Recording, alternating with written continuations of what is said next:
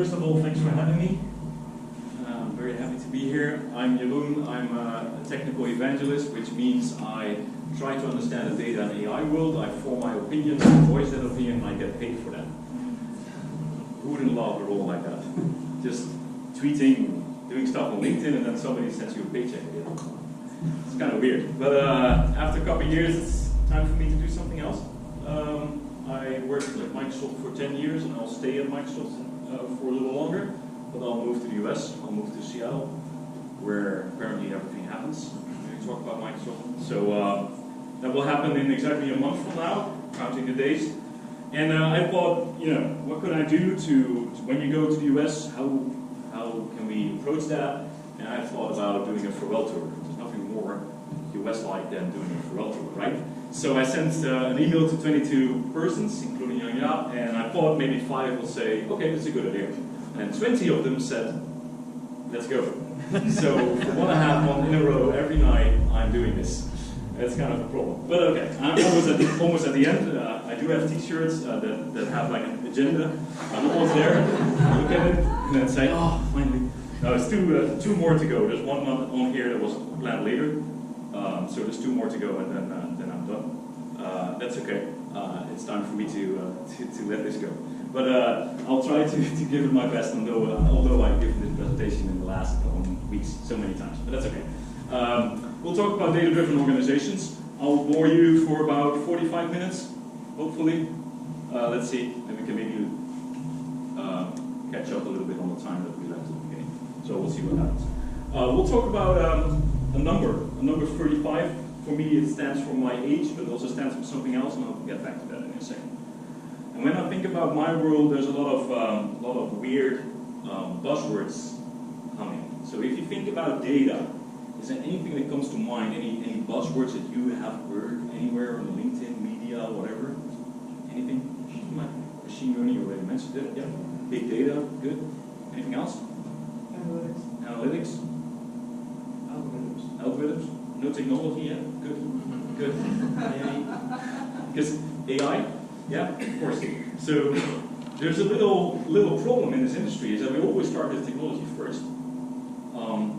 Microsoft has that disease, and people at Microsoft have that disease, that we always think technology first. So nowadays, there's a new tool in town, it's called Databricks. And now the answer to everything is Databricks, always. So it's like if I had a hammer, everything is a nail. It doesn't make sense. Because our customers don't talk technology first. You have a business problem to solve. You have a guest to surface. And does technology help you? Well, maybe it does, but we shouldn't start that discussion over there. We should start with why are we doing this, and then maybe technology follows, not the other way around. That's kind of my crusade. There's another crusade, I'll get back to that a little later in the presentation. That's the only 2 things that I want you to remember from what I'm saying. So basically, one of the buzzwords is indeed big data, which is interesting development for a couple of years. We started doing a lot of data, we generated a lot of data, but big data has no definition. If you talk to 10 people about big data, you ask for a definition, you get 10 definitions. It's either 1, 2, 6, or 8, or 16 feeds, depending on what books they read on the definition of big data. So that doesn't really help us.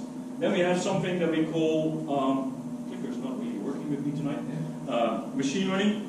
Machine learning is really old mathematics. It hasn't changed since the 70s in basis. It's pattern recognition, and the funny thing is that we now finally get to use machine learning to predict the future. Let's say the temperature tomorrow, or the answer to the customer will be a return customer. And why only now? Well, because we have a lot of data now, and we have cloud computing, which makes the machine learning much faster. Normally, when you did it before cloud computing, you would wait weeks until you get an answer, and now you get it in seconds. So that's why we now have machine learning. And then something happens, because we're IT guys.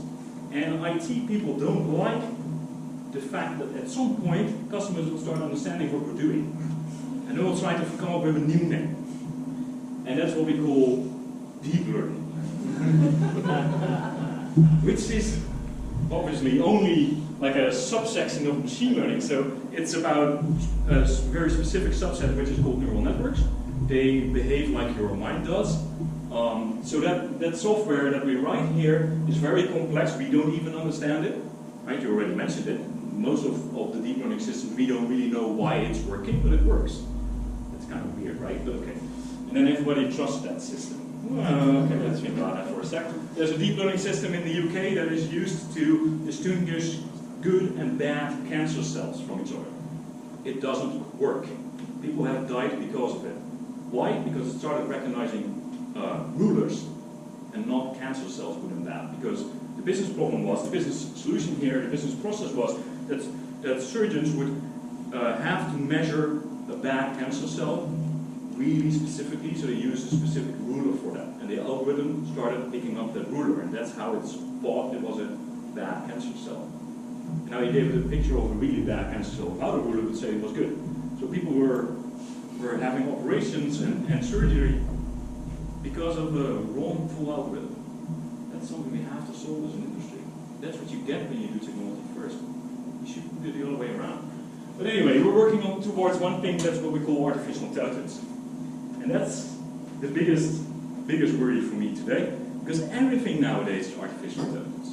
I literally last week bought a vacuum cleaner robot, so, you know, one of those little Roomba kind of things. It was not a Roomba, but okay. And I opened up the box, and there was a sticker on it saying, "This vacuum is AI." I returned it. Because it's a lie about your product. It's not AI. It's a box with 2 wheels and a motor with a vacuum cleaner thingy. It has sensors, and if it bumps into it, the sensor will say, "Hey, I bumped into something." Then the software will say, "I'll rotate randomly. Keep doing this until my battery is empty." That's 3 lines of code. That's not AI. It's not intelligent at all. And that's the disease in IT, that we do this kind of stuff. It's marketing, but it's also IT people doing this.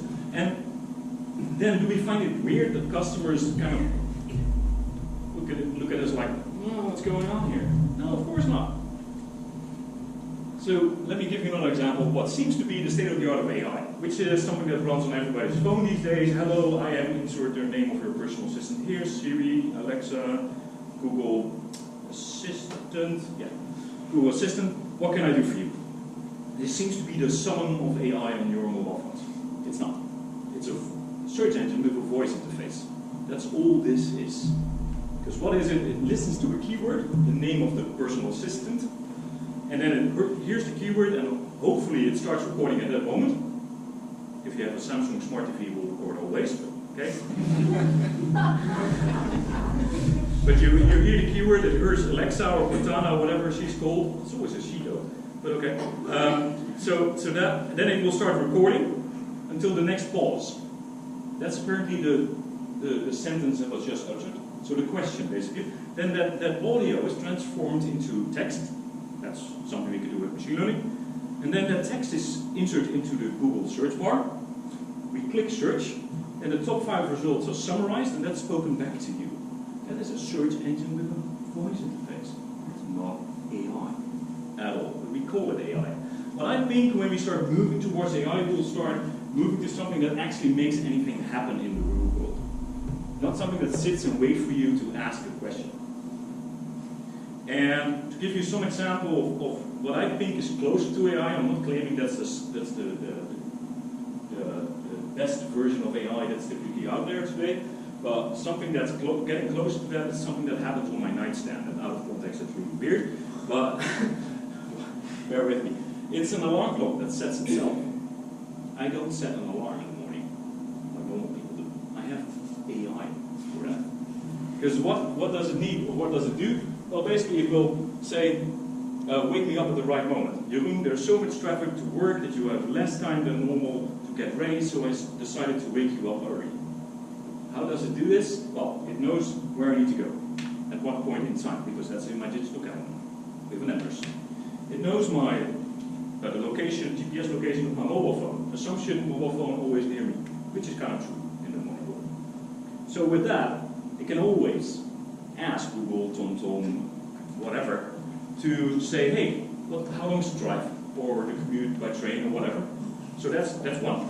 Second data point, or last data point, is my heartbeat, because my heartbeat will tell you if I'm dead, sleeping, or alive, or awake. So if I'm sleeping, then I'm still sleeping. So what happens is that the alarm clock will set itself overnight. It will change the numbers and change the moment it will wake me to exactly the right time. Because it knows when I normally leave the house, from waking up to leaving the house, it knows how much time I normally take, which is 45 minutes approximately.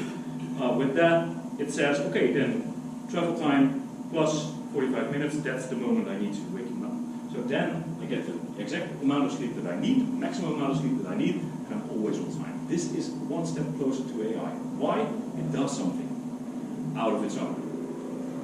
It doesn't wait for me to say, should I wake up now? No, it wakes me up. That's AI, or at least a little bit closer. Something that's also seemable AI these days is, apparently not this clicker. It's a robot that sits in a deep knowledge. It's a venture capital firm in Hong Kong. It's a smart speaker, and it's kind of it sits in a boardroom there. And what it does, it behaves like a member of the board.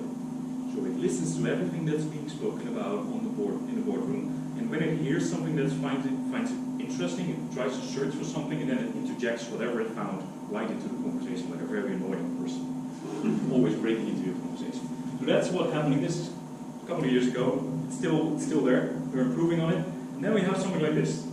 This is, do you know maybe these two robots? They're left and right, by the way, in the picture, not in the middle. That guy is the one that is the CEO of the robots company. He looks a little bit like them, to be honest. I don't know if that's a good thing or not. But what I found funny about this is that it's not just the technology. It's the fact that in Saudi Arabia, we went as far as giving these two robots citizenship. So wait, this technology that honestly we cannot really trust nor understand. And we go as far and pass a mental bridge of saying those should be treated as equal for the law as people. Really? The next thing you know, they're president of the US. Well, it might be an improvement, but I mean, this is like, are we really doing this today? Yes, we are. And this is Saudi Arabia, which is an interesting country in itself. It's not happening everywhere, but it's just the start. And then one of these two has voting rights, and I'll leave it up to you to decide who that is. Depends on the country, really. It's worrying. I understand too much about this technology to be able to accept this as the truth. Because it's worrying. We don't understand what's going on in these minds. Not at all. So are we willing to do this at this point in time? My answer is definitive no. We shouldn't have done this. But it's happening. Because what's happening in this world is that this whole AI, big data, machine learning world, it's a lot like, and pardon me for this, it's not like sex. It's not like sex when you were a teenager. And why? Well, because, come on. There we go. Everybody talks about it, nobody really knows how to do it. So everybody thinks everybody else is doing it, as a result, everybody claims they're doing it. There's so many companies out there, so many persons out there saying they're being AI-driven or data-driven or whatever, but nobody really knows how to do it. So it's really like that. And that's a problem. And I think as an industry, IT industry, with Microsoft or bigger companies and other companies, but also partners, we need to work on that. We need to share our knowledge about what it is and where it starts and where it ends. And stop talking about technology all the time. Start explaining to people what it is, because only then we can start using this great technology that has been created into real value. So how did we get here? How did we get in this weird situation? So I'll give you some examples of how did we end up here. I'm just going to do it like this because just clicking the clicker every time yeah. That's fine. That's okay. We'll live. Or not. Oh, we have an extra USB. No? No? Just... Oh, did I kill the whole thing? Yeah. So we plug it back in. Oh, this is Let's see if it clicks and otherwise it won't. That's why sales doesn't touch technology. Thank you. Other one. No, it's fine. We're good. We're good. We're good. So, I told you something else would happen to that. So one of the things that's happening is that we're trying to come up with the best anti-theft system for cars ever, which is based on not a code, not a thing that can be stolen from you, nor a fingerprint or whatever. No, it's about the pressure you make in a seat. We figured out that if you have 25 sensors in any seat, you can identify anybody uniquely. If I had done it today here, it would have worked. Look at your neighbors, especially you. You're sitting some completely different than somebody else, right? So everybody's completely different. So your pressure that you make in your chair, which you probably never thought about, it would actually be data that we can recognize and record and use for something useful, is now becoming data. Ford and Toyota are building this system. They've been testing it for a while. We're coming up to a very interesting period in the year now, because we know the problem exists on Christmas Eve. When you drive away after the big Christmas dinner, your pressure in your chair will be slightly different. So we have to solve that, but there's only one moment in time that we can actually try that. So they're all both looking at that point in time like, that's where we collect data to improve the system. It's going to only be done once a year on a big scale. So that's a sample of what I call datafication. That's a word I came up with. It's defined as something becoming data that has not been data before. My heart rate before I started wearing a smartwatch. Your pressure in your chair, if I had sensors here. Your GPS location before you started wandering around with smartphones that you pay for every month. Those things have become data. And that's interesting development because we can do a lot with that. So that's development number one. Development number two. By the way, thanks. It's working magically now because you plugged it in and unplugged it and replugged it. Perfect. I'll let you know when it's time to do it again. So in 1982, if you wanted to buy 1 terabyte of hard drive, it was $1.5 billion. Not the billions of dollars. And then in 2013, the same hard drive was $40. So the cost of storing 1 terabyte of data has decreased so rapidly that some people are claiming that data has not enough value to bother deleting it. There's more time and money spent in deleting data than it is to just keep it around. Just keep collecting it. Now we get people that are data hoarders, companies that are data hoarders. They build this whole lake, which is called a data lake, which is technology to put all the data in, and they forgot to swim. So now they're on an island. They don't know how to get up. So, cheap storage. That's the second development. The third one has everything to do with this guy. Who knows what this is? Well, you know what it is, right? Most of you do. But how much did fit on this? Can we remember? Whoa, not all together. 720, it only has one hole. No, it has 2 holes because it's HD, so it's not 720. Then it's 144. 144 is the normal one, or 720. Oh, this is the one text. But if you did this, you had a little sticky tape on it, then it was 720. Yeah, you take the 720 and fill one hole. Of course, then you have 144. 144 is, by the way, 45 seconds of MP3 on Spotify today. So imagine listening to your favorite song and flipping floppies all the time. But it's about information production. We create so much data these days. In 2010, we created 1.2 zettabyte of data, which is 1 to the power of 21 bytes, which should appeal to you, Jan. And it is 1 to so many zeros it doesn't normally fit on your slides anymore. And in a couple of years, we'll create 35 zettabytes. So in 10 years, we're going from 1 to 2, 35. Unfortunately, it's not 42. That doesn't make sense to you. That's a real deep nerd joke. Is it? You know it. I reckon 42. There you go. 42. Good. Well, I don't know if every customer knows that. That's fine. Some people say it's 42 just because of this reason. It's a lot of potential, it's a lot of data that we generate. And how do we generate the data? Just by being us, by being alive, by shopping online, by driving, by being a citizen in a developed country, by having a mobile phone. Vodafone, KPN love you for paying for giving you the data about how you walk and where you walk and what your heart rate is and how hard you breathe to them. So they love you for that. To give you another example of what the 35 is, the 35 I already promised you, that we got back in this slide, 35 zettabytes. The way I remember it is 35 zettabytes is the sum of all the sand particles of all the beaches in the world times 5. That's kind of the big potential that we all have of data. And then I already mentioned the technology, that if we put all of that in a big data lake, which everybody just creates these days, then we forgot to swim. We don't know what to do. Google, Microsoft, Facebook, we all own a lot of data. You own a lot of data about your customers, but no one of us really knows how to swim. We're all standing there on the shores, anxious to get in, but afraid to drown. And that's a problem, because now we're creating data at such a massive rate that it's not slowing down. This will not solve itself.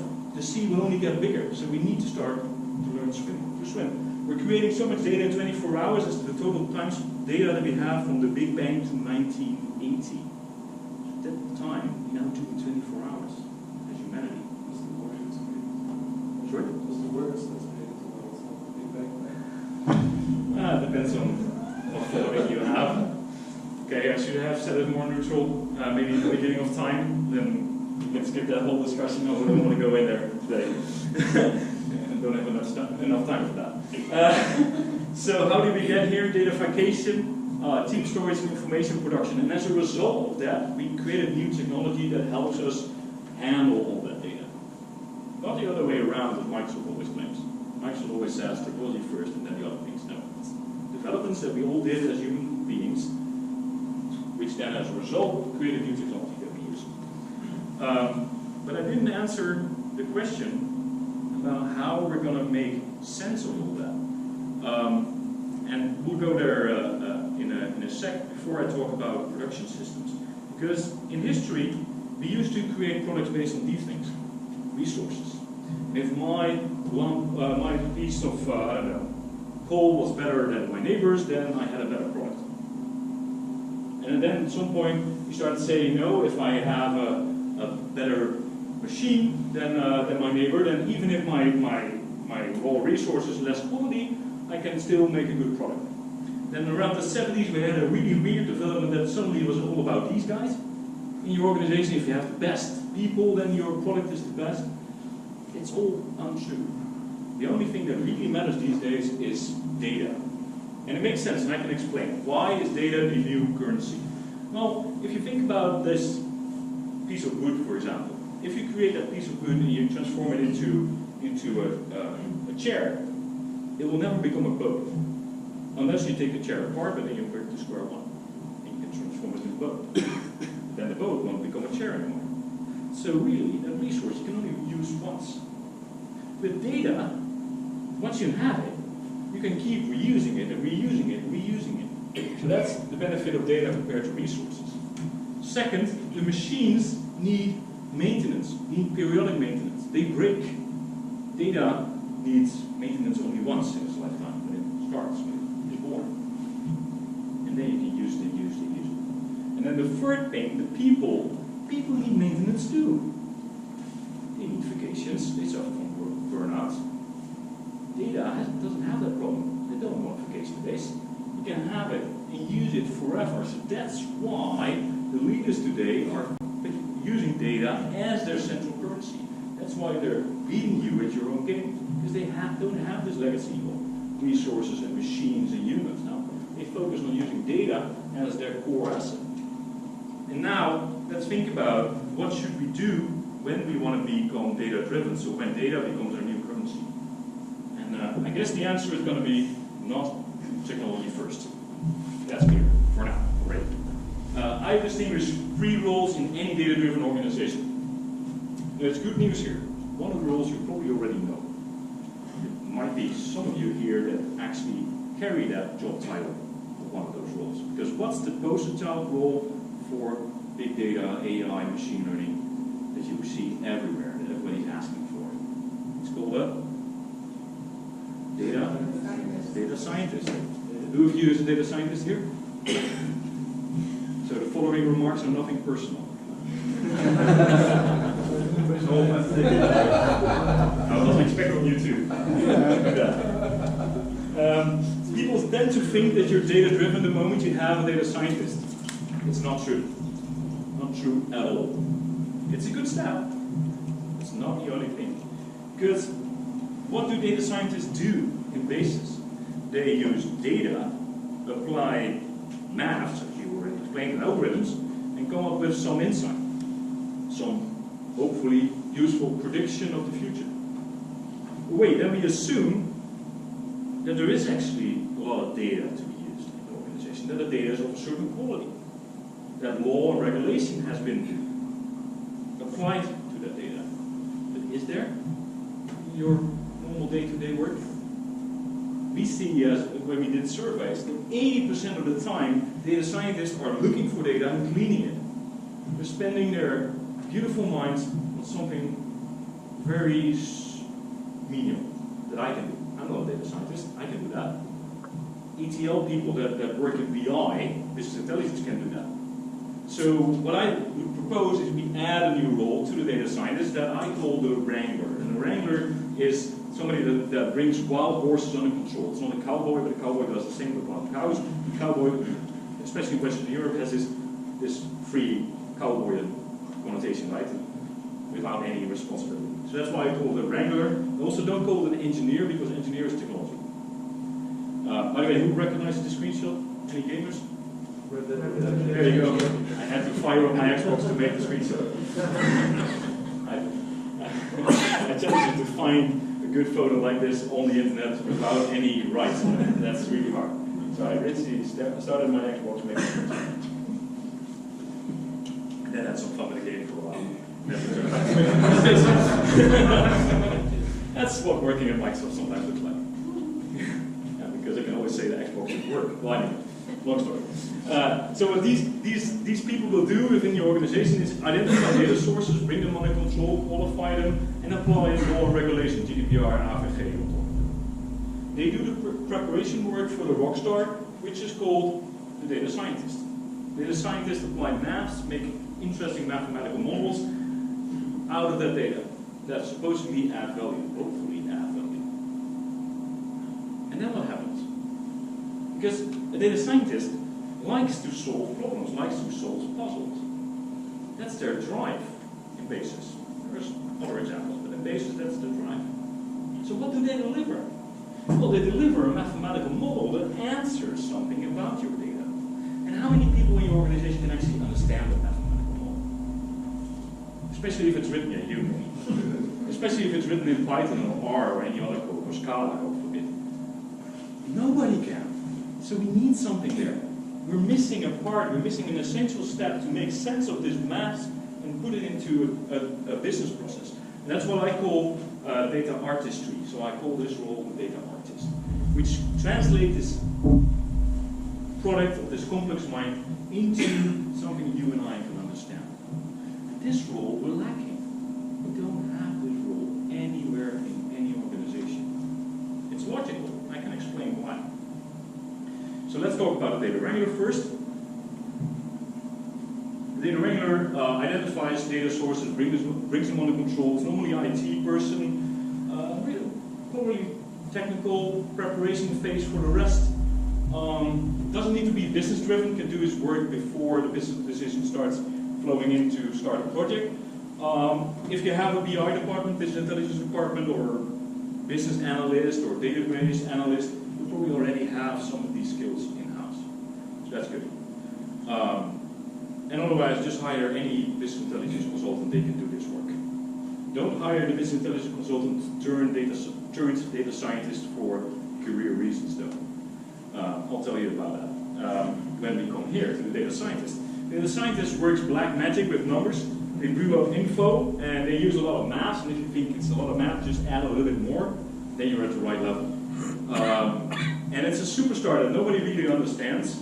And of course, I'm exaggerating here. But a lot of data scientists have studied, theoretical physics or applied mathematics or the things that you did, what was it? Yeah, those things.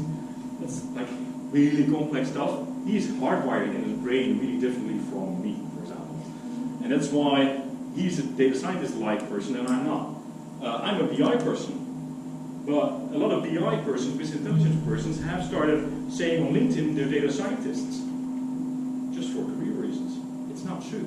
And there's one simple test you can do to distinguish between the two groups. when you have such a data scientist that you don't know is really a data scientist or a BI turned data scientist, have them sit at the water cooler or the coffee machine for an hour. If they can talk and entertain all the people at the water cooler for an hour, they're not data scientists. That's not possible.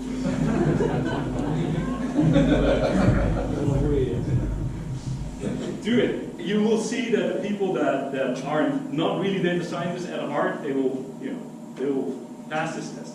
The others will fail. Those are the ones you'll see. So that's the data scientist. And then data artist. That's the hardest role because it's not the hardest in terms of what you need to do. It's the one that's hardest to find in typical companies because when we hire people for data, we don't talk about, for example, creativity or aesthetics or color usage or people first. We talk about databases, software, blah. There's people that feel and think about turning something into something that everybody can understand, so they're driven by that need and driven by the need of creativity and color usage, for example, aren't going to answer that ad. You won't find them. They're never, ever, anywhere in the typical pool of people that we hire in companies that do data. So it makes sense.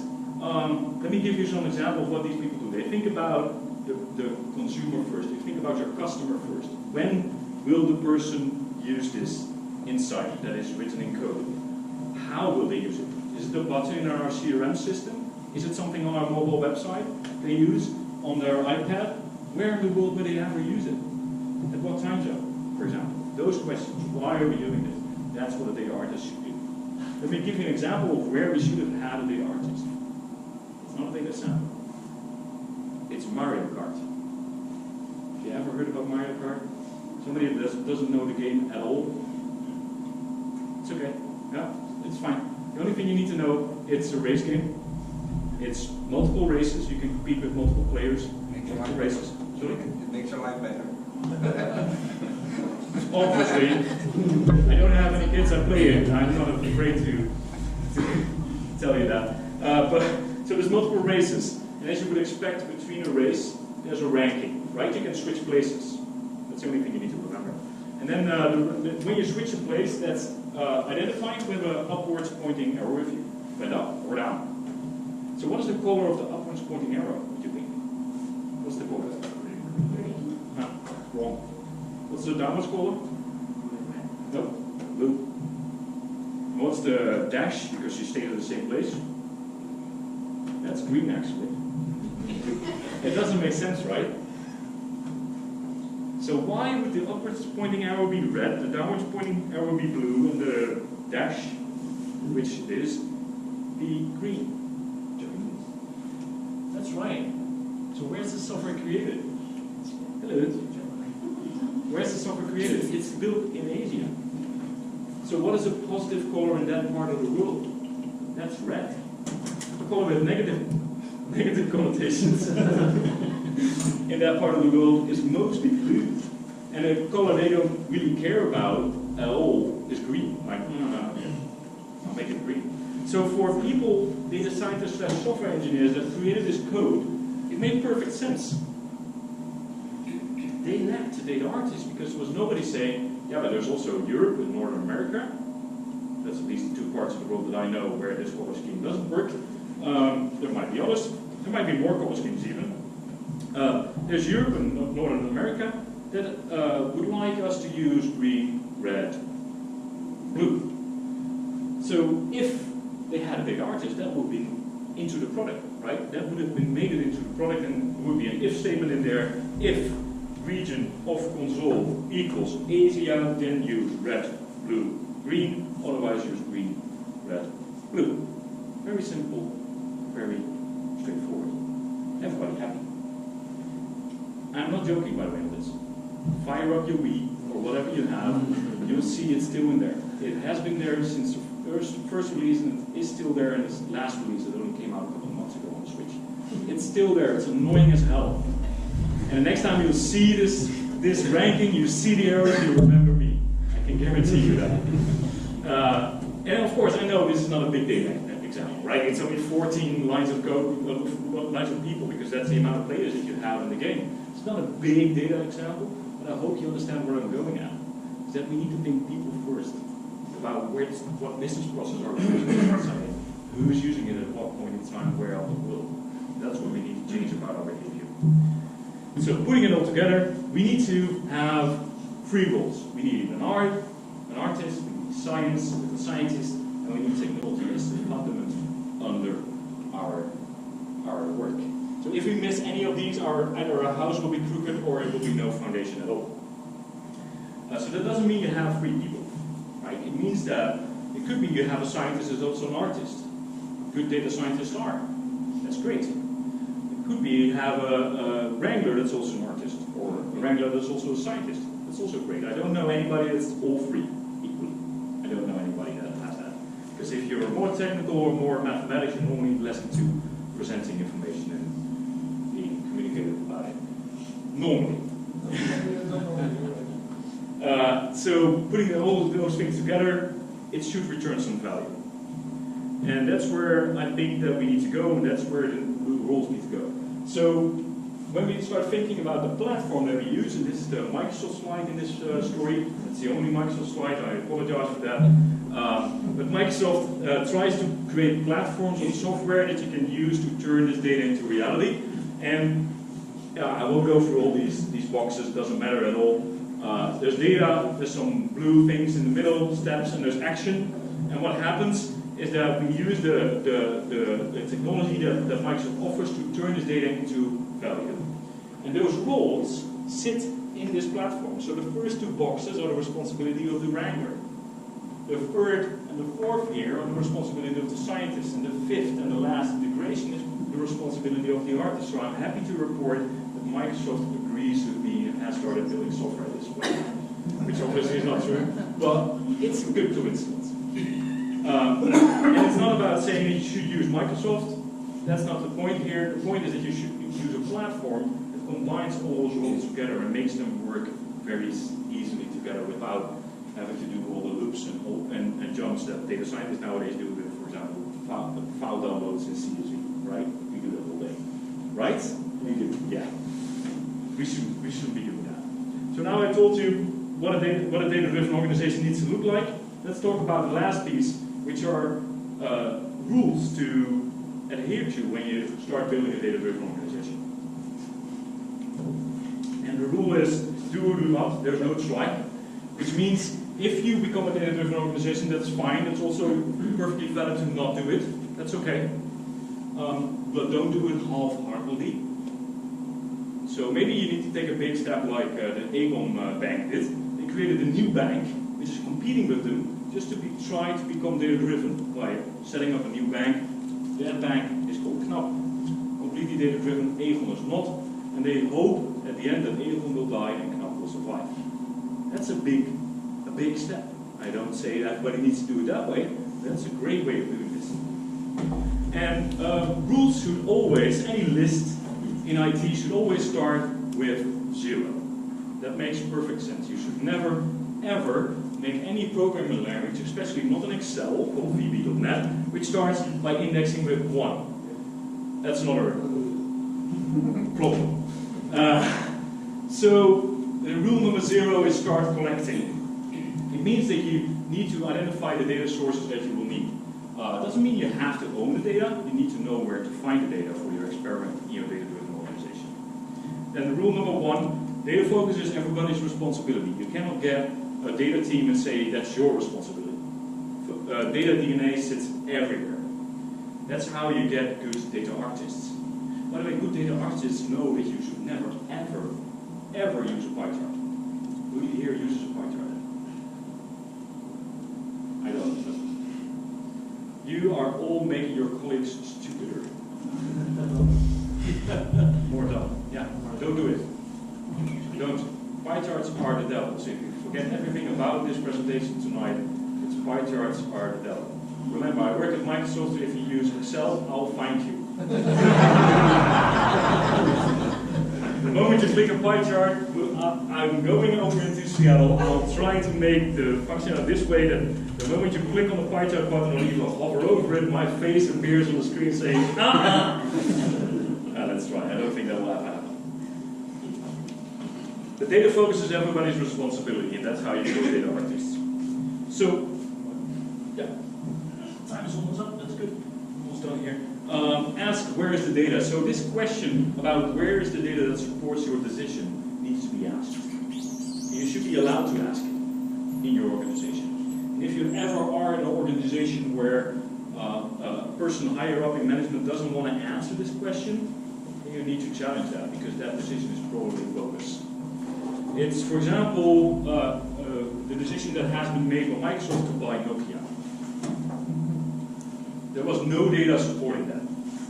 None. It was just one CEO promising to a friend of his that he would get him back to safety after he brought the company to its hold. Nokia. That's what it did. That was the whole reasoning behind it. And what did we do? We spent a shitload of money, we killed the company, we killed the country, because Finland equals Nokia. We made a lot of unemployed people there, all because somebody was helping out his cool buddy. That's not a data-driven decision, that's a wrong decision. That's one of the reasons Steve Ballmer is now gone. It's not the only reason, it's one of the reasons. So that question needs to be asked and answered. Doesn't mean you can never have a decision that's not based on data. That's okay. It should be a good reason. If it's not data, it should be something else, and not old friends. Free or core, stop overthinking, start doing. This is the reason I'm not invited to keynote on the HeliView conferences anymore here in the Netherlands, because I started killing their business model by saying this on stage. I literally said to people when I was keynoting for 600 people, if I see you here next year, you didn't understand anything about it, just about what I just said. And HeliView started phoning my manager like, I don't want this guy anymore, because I was killing their business model, because the business model is bringing suckers every year to the same conference and hearing the same crap. So, stop overthinking, start doing, which means begin an experiment. Define something. It can be very simple. It can be in Excel. It could be a big project. That's all good. Do something. It's time to step into motion. Other people are doing it already. They're getting ahead of you. If you're not doing data-driven yet, it's time to go. You now know what you need to do. And then rule number 5 is give access to knowledge and tools. That's the 5th rule. That's the first place we talk about technology. And that facilitate access means giving free access to whatever people want to use. 6, postpone architecting and managing, but not indefinitely, which means if you have an enterprise architect, they should back down. Enterprise architectures in your organization saying you should, thou shalt you use that database and that tool, are killing creativity. Don't do it. Let people roam free for a while and then bring them back into architecture. We did that with Microsoft for a year. We let people go. They could use whatever. Oracle, SAP, we had it all. And then the projects that survived, we took over and put it into enterprise architecture and moved over to quality software. No, just kidding. But we're still the biggest SAP customer in the world. Microsoft is. That's a secret that not a lot of people know, but it's true. SAP runs Microsoft, not the other way around. But that's the reason why I decline every request for a meeting about enterprise architecture. And I always reply to ING and to Shell. I get a lot of those invites, and I reply with one line: "You are killing creativity." And I decline. I never go there because it doesn't make sense. You need to stop doing this for a while. And 6, be honest and transparent about what you do and why, with what data, of whom, and where you collected it. That's GDPR, AVG helping us. That's good. I still need to see the first case where we actually get fined for it. And I sincerely hope Microsoft might be the first. That's a good example. Microsoft is making good progress in that world because the Ministry of Justice here in the Netherlands just yesterday threatened us with a fine in this law because of the data that we collect about the use of Windows. Google might win. Google is an interesting example because Google has said we're not going to be a compliant company. We're just, and that's literally true, and they're not being untransparent about it, they're being honest. We're going to reserve a big amount of money, for our balance, for the fines that we inherently need to pay on GDPR says how to pay. That's another way of approaching this. It's not a way I like, it's another way of doing it. I would much rather work at a company or work with a company that at least tries to be compliant, of course then makes some mistakes, but at least tries to be, and not says from the beginning, I won't ever make it. That's the wrong way of thinking. Then rule number 8 or 7, depending on how you count, is if you're failing, fail fast and fix fast. So the 8th, number 7. Yes. It's the 8th rule, number 7. I know. If you're failing, fail fast and fix fast. Don't let it run continuously. If you do an experiment, it's okay to fail. That's fine. Experiments are there to fail. If you do an experiment that fails, you still learn something. Let me give you an example of an experiment that we ran that failed horribly. It's called Tay. Yeah. And Tay is a chatbot. It was a chatbot aimed to sit on Twitter to behave like a 16 to 18-year-old girl. So you could tweet to her, hey, how are you? What are you doing? Or what are you planning to do? And then she would say, oh, I just looked outside, the weather is good, I live near to the beach, so I'll probably call some friends and go swimming. Which might be a valid response, right? Ladies? Yeah? Okay-ish? Yeah? Good. And then we soft launched her and she was online and people started tweeting, this happened, was all cozy, great. And then Reddit happened, because Reddit picked it up. And Reddit thought, hey, there's probably a very simple mathematical model here. Let's try to see what we can do. And they all started tweeting about very specific subjects to see if the mathematics works as they assumed it did. And it turned out it did. The easiest way to explain this is, let's assume you all agree, that's not an assumption, you all agree the sky looks blue, right? During the day. Let's assume I enter this room with the knowledge and the opinion that the sky is yellow. Unless I'm a psychopath, after interaction with you guys, I'll leave the room saying that the sky is blue. It's what, you know Victor Mitz, maybe on television, the show with the magician that had people in a waiting room with a little bell, then 3 were actors, when the bell rang they stood up, then the 4th one that was not in the game, after a couple of times started doing that, then they removed all the actors and that guy kept doing it, new people being added that weren't in the game at all, and they did it as well. That's how it works with us, that's fine. That's also how this maths work. They will gravitate to the median, to the mean, sorry, what's in the center, to what everybody is apparently talking about. And then this happens. And those are literal examples. So were we planning to build an AI that turned racist?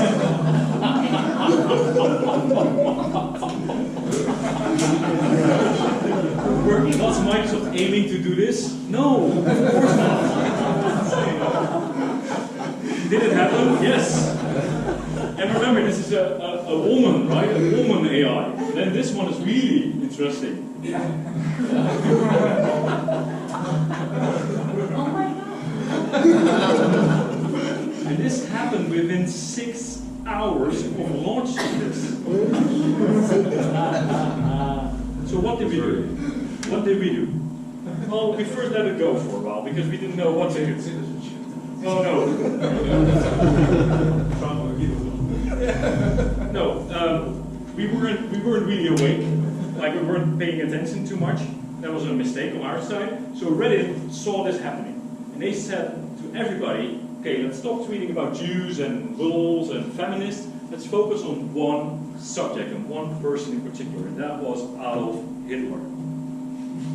Let's all tweet about him positively." And then the following thing happened. Something like, hey, New York citizen 07 would tweet to Tay, and she was or he was innocent. Hey, what are you doing? And she would say, well, I just looked outside. Good response. I live close to the beach. Good response. I'll probably go swim with friends. Still good response. Wearing my new bikini. Still good response.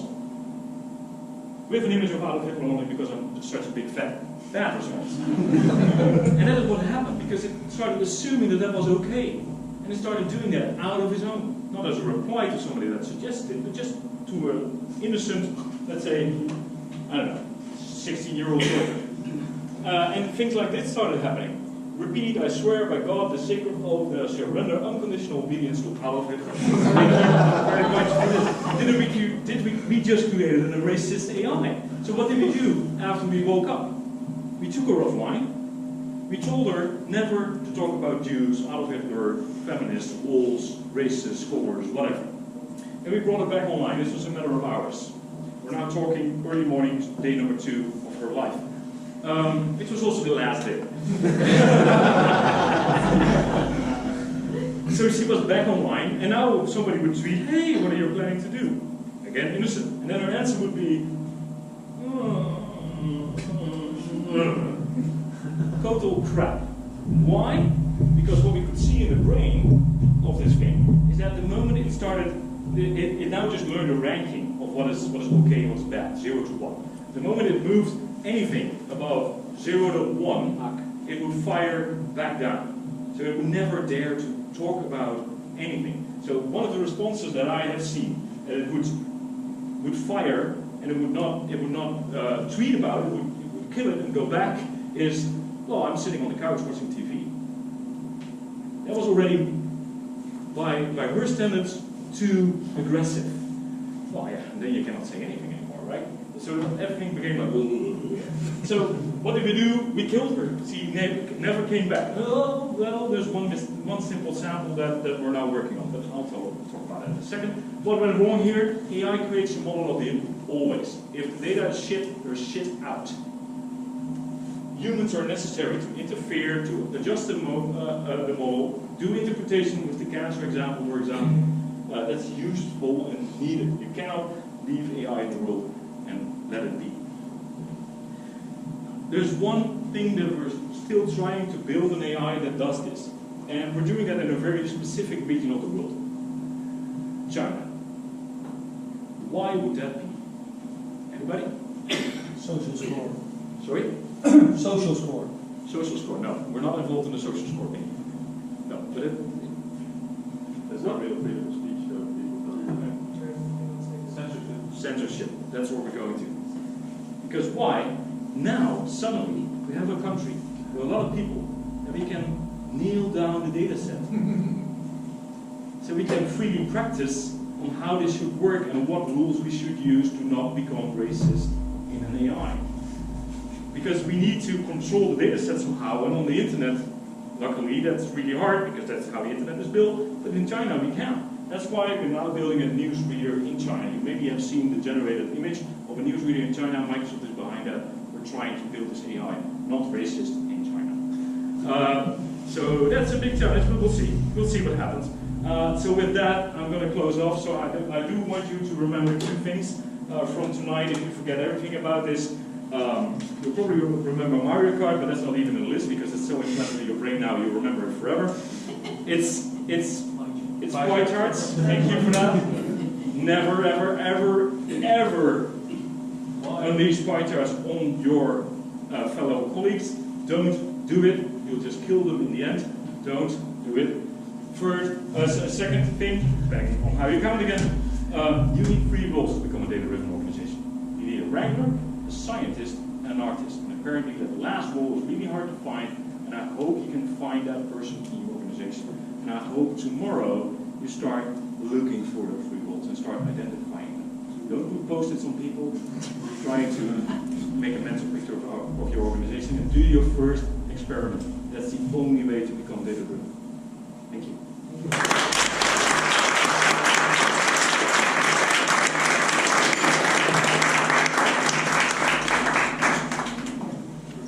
You guys, we have some sandwiches in the back there and drinks, so you guys were going to put a 10-minute break, and Walter's going to get set to present with security. So please stick around.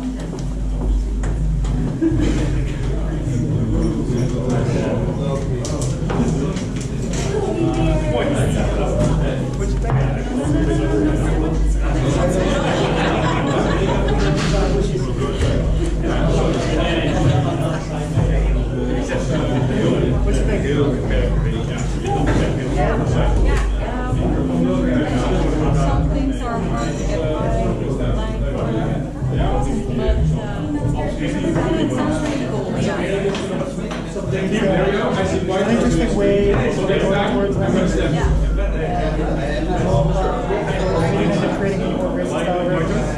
It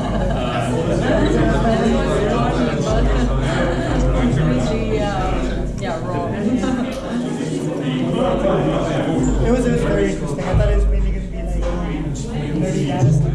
It's quite relatable. Yeah, I've met him before, so I knew bits how he looks at things. But so it's really important to understand if it's 13 or 14. I just asked you what you thought about it. That's a My charts. Why are my charts the devil?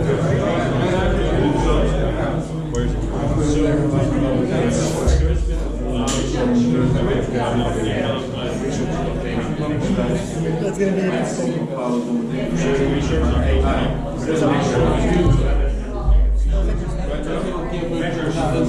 Yeah, a little back. Did you get hit in the eye?